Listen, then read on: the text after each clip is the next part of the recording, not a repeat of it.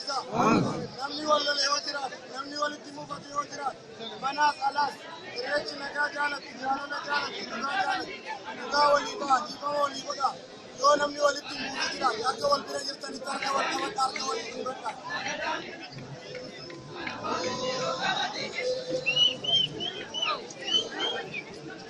Waliin nagaadha.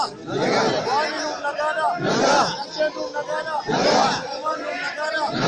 Ayyee waaqa uumamaa tokkicha maqaan dhibbaalee immoo rooba taliilaa. Abbaa dhugaaf jaalala. Waaqa naasuu qabne waaqa naasuu qabne. Kan ajjeestu gumaan baafne. Si malee kan uumame hin jiru. Ati kan ittiin uumamte hin jiru. Si dhagaati nu dhagaye. Si kadhannaati nu dhagaye. Dhugaa mirgatti nu baate. Irraa gora nu oolche. Gora nu oolche. Taa'ee kan nama matu kan saayaati.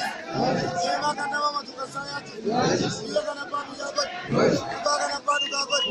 Deemoo garaa daliilaa jaalalaaf dhugaati nu jedhe. Inni waaq. Akka keenya leencaa godhe. Nyaara keenya nyaara keerrasaa godhe. Biyya kan abbaa biyyaa godhe. Dhugaa kan abbaa dhugaa godhe. Intala kan abbaa lachee godhe. Nama kan abbaa lachee godhe. Wal jala nu yaasa. Tokkummaa keenya nu kenna. Fayyaa nu kenna. Fayyaa kennamsaa nu kenna. Murii harraa keessaa nu kenna. Tokkummaa kanniisaa nu kenna. Kan du'e nutti hin galiin. Kan jiru nurraan garagariin. Kan galchi bakkee hin badiin. Dhugaa waaqa jalaan badiin. Kadhataan nuyi taa'in naawwaa.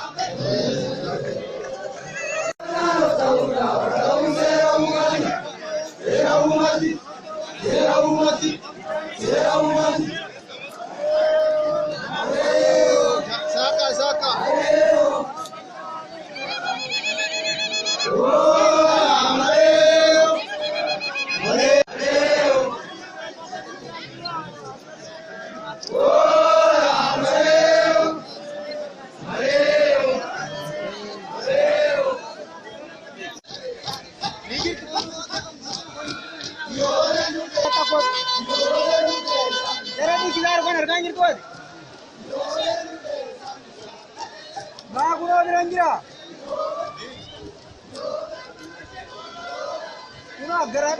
Kita bukan kita berenang besar.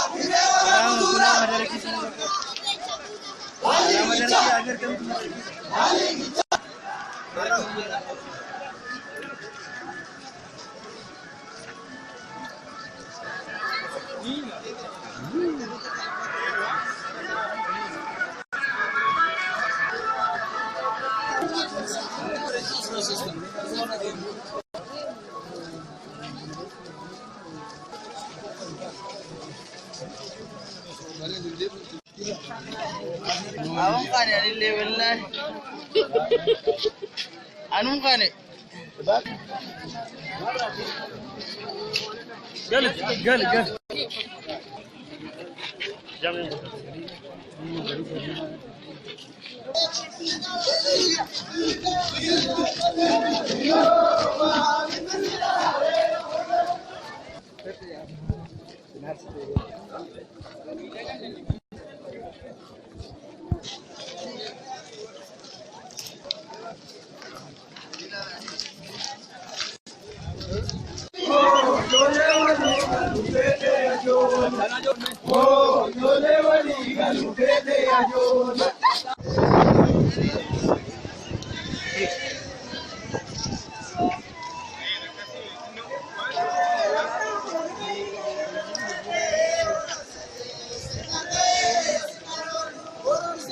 Harsadee, sirna ga'e, sirna lollu.